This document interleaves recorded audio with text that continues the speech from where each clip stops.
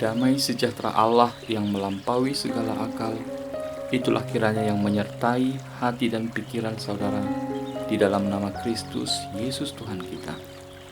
Saudara yang dikasihi oleh Tuhan, firman Tuhan yang akan kita renungkan dan kita pelajari saat ini dari kitab Roma pasal 4 ayat 13 sampai dengan ayat yang ke-25. Saya akan terlebih dahulu membaca firman Tuhan demikian. Sebab bukan karena hukum Taurat telah diberikan janji kepada Abraham dan keturunannya bahwa ia akan memiliki dunia, tetapi karena kebenaran berdasarkan iman. Sebab jika mereka yang mengharapkannya dari hukum Taurat menerima bagian yang dijanjikan Allah, maka sia-sialah iman dan batallah janji itu. Karena hukum Taurat membangkitkan murka, tetapi di mana tidak ada hukum Taurat, di situ tidak ada juga pelanggaran. Karena itulah kebenaran berdasarkan iman supaya merupakan kasih karunia, sehingga janji itu berlaku bagi semua keturunan Abraham, bukan hanya bagi mereka yang hidup dari hukum Taurat, tetapi juga bagi mereka yang hidup dari iman Abraham. Sebab Abraham adalah bapa kita semua. Seperti ada tertulis, engkau telah kutetapkan menjadi bapa banyak bangsa di hadapan Allah yang kepadanya ia percaya, yaitu Allah yang menghidupkan orang mati dan yang menjadikan dengan firman-Nya apa yang tidak ada menjadi ada. Sebab sekalipun tidak ada dasar untuk berharap, namun Abraham berharap juga dan percaya bahwa ia akan menjadi bapa banyak bangsa, menurut yang telah difirmankan, demikianlah banyaknya nanti keturunanmu. Imannya tidak menjadi lemah, walaupun ia mengetahui bahwa tubuhnya sudah sangat lemah, karena usianya telah kira-kira 100 tahun. Dan bahwa rahim Sarah telah tertutup.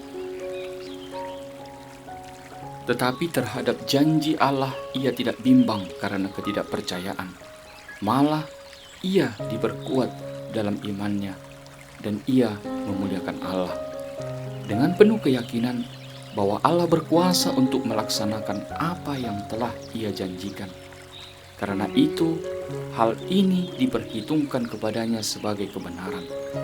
Kata-kata ini, yaitu hal ini diperhitungkan kepadanya, tidak ditulis untuk Abraham saja, tetapi ditulis juga untuk kita, sebab kepada kita pun Allah memperhitungkannya, karena kita percaya kepada Dia yang telah membangkitkan Yesus, Tuhan kita, dari antara orang mati, yaitu Yesus yang telah diserahkan karena pelanggaran kita dan dibangkitkan karena pembenaran kita.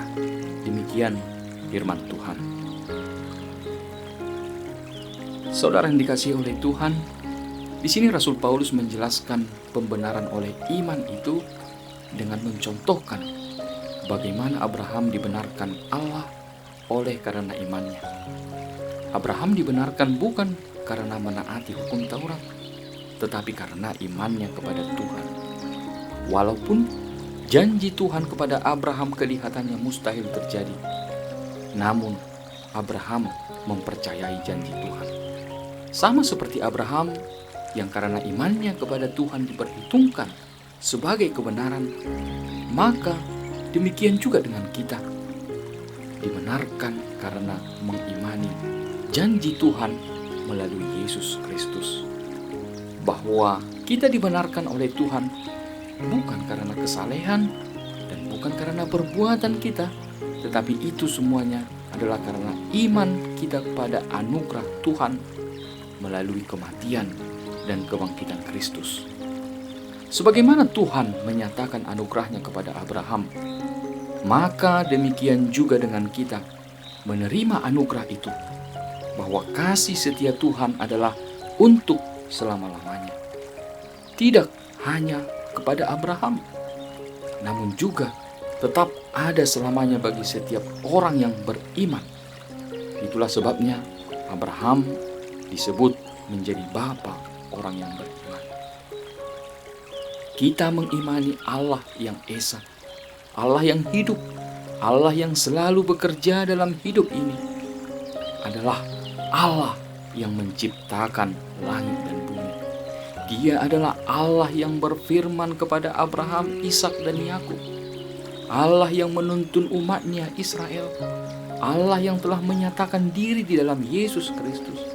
Dan dia juga adalah Allah yang penuh kasih karunia yang diberitakan oleh para rasul. Dan dia itu juga adalah Allah yang kita imani hingga saat ini. Dia adalah tetap Allah yang satu hingga selama-lamanya. Sebagaimana Tuhan Yesus berfirman, "Aku adalah Alfa dan Omega, yang pertama dan yang terkemudian, yang awal dan yang akhir." Maka Rasul Paulus hendak menjelaskan di dalam nas ini yang pertama, jika kita percaya bahwa Tuhan yang telah memenuhi janjinya kepada Abraham, maka kita juga mempercayai janji Tuhan yang telah dinyatakannya di dalam Yesus Kristus. Sebab Allah yang berjanji dan yang memenuhi janjinya kepada Abraham juga adalah Allah yang membangkitkan Yesus dari antara orang mati. Yang kedua adalah bahwa janji Tuhan kepada Abraham kelihatannya mustahil terjadi, tetapi Tuhan yang menjanjikannya setia untuk menepati janjinya. Maka demikian halnya dengan janji keselamatan Tuhan di dalam Yesus Kristus. Walaupun kelihatannya mustahil bahwa Allah menjadi manusia, bahkan dia mati di kayu salib, tetapi semuanya itu dapat terjadi oleh kuasa Tuhan. Bagi orang yang akan binasa, salib Kristus memang adalah kebodohan. Namun bagi kita orang yang beriman, salib Kristus itu adalah kekuatan Allah yang akan membawa keselamatan.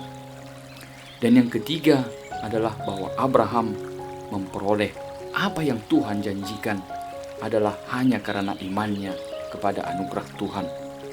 Maka sekarang juga kita memperoleh janji keselamatan dari Tuhan hanya oleh karena iman kita kepada anugerah Tuhan di dalam Yesus saja, bukan karena usaha dan kemampuan kita.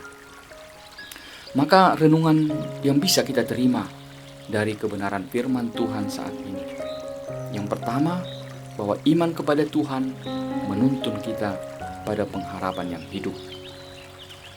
Jika kita berhadapan dengan kemustahilan dan ada yang berkata, kalaupun bisa selamat, itu adalah mukjizat Tuhan, maka kita amini saja perkataan itu. Sebab memang demikianlah. Sebab hidup kita di dalam iman kepada Tuhan Yesus bukan lagi hidup oleh karena kekuatan kita, tetapi oleh karena anugerah Allah. Dengan hidup beriman kepada Tuhan Yesus, kita telah meninggalkan segala hal yang dianggap mustahil. Sebab kuasa Allah akan bekerja dalam diri kita melalui iman kepada Tuhan Yesus. Di Lukas 18 ayat 27, Tuhan Yesus berkata, apa yang tidak mungkin bagi manusia, mungkin bagi Allah. Sekarang, bagaimana Tuhan dapat mengubah yang mustahil itu menjadi mungkin dalam hidup kita? Tuhan Yesus juga berkata kepada kita, imanmu telah menyelamatkan engkau. Kita mungkin saja berkata, aku terlalu lemah, aku tidak sanggup, aku terlalu bodoh, aku tidak berguna, aku terlalu buruk untuk diampuni. Ada banyak tembok-tembok kemustahilan dalam hidup ini yang melemahkan kita. Namun kita hendak diyakinkan oleh firman Tuhan. Ketika kita mau mengangkat diri kita pada keyakinan akan iman kepada Tuhan, maka kita sudah memiliki kuasa yang besar dalam diri kita, yaitu kuasa Allah yang dapat menghancurkan tembok kemustahilan. Jika kita mengandalkan kekuatan kita, memang benar semuanya adalah kemustahilan. Tetapi ketika kita mengangkat diri kita pada iman, maka kuasa Tuhan yang akan bekerja dalam hidup kita. Sama seperti Abraham yang tetap beriman kepada Tuhan, yang walaupun di hadapannya terbentang kemustahilan. Dia yang sudah tua dan rahim istrinya yang sudah tertutup, tetapi dia tetap mempercayai janji Tuhan bahwa dia akan menjadi bangsa yang besar. Oleh karena imannya yang teguh kepada Tuhan, dia akhirnya menerima apa yang Tuhan janjikan. Dengan iman kepada Tuhan, kita memberikan hidup kita ini menjadi ruang kerja bagi Tuhan untuk tetap melakukan rencananya yang terbaik dalam hidup kita. Ketika kita membuka diri bagi Tuhan melalui iman kepadanya, maka kita tidak akan pernah berkecil hati seperti apapun kekurangan dan kelemahan kita. Sebab bukan lagi pikiran dan kekuatan kita yang menjadi andalan hidup kita, tetapi ada Tuhan di dalam diri kita yang sedang bekerja untuk mewujudkan rencana yang terbaik dalam hidup kita. Yang kedua adalah iman kepada Tuhan adalah kekuatan dan sukacita hidup kita. Bisa banyak alasan dalam dunia ini yang dapat melemahkan kita. Namun Rasul Paulus mengingatkan kita bagaimana Abraham justru tidak lemah dan berduka karena pergumulannya, tetapi menjadi kuat oleh imannya yang tidak ragu akan janji Tuhan. Di ayat 20 dikatakan, malah imannya menjadikan dia bertambah kuat sehingga ia memuji-muji Allah. Berbagai pergumulan dalam hidup ini bisa melemahkan dan menjatuhkan semangat hidup kita. Namun iman kepada Tuhan akan senantiasa menguatkan kita, sebab kita tidak ragu sedikit pun akan kuasa Allah yang nyata dalam hidup ini. Dengan beriman kepada Tuhan, kita dituntun untuk hidup dalam sukacita dan memuji Tuhan dalam hidup kita ini. Sebab iman adalah kekayaan, kehormatan, kemuliaan, sukacita yang tidak ternilai.